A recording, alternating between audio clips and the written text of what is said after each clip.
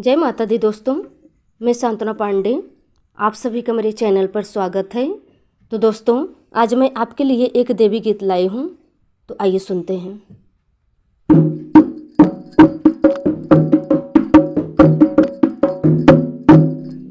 हमसे रूठ गइल मैया मैं का करूं, हमसे रूठ गइल मैया मैं का करूं, हमसे रूठ गइल मैया मैं का करूं, हमसे रूठ गइल मैया मैं का करूं, ऐसी चूक गई दैया मैं का करूं, ऐसी चूक गई दैया मैं का करूं, हमसे रूठ गइल मैया मैं का करूं, हमसे रूठ गइल मैया मैं का करूं।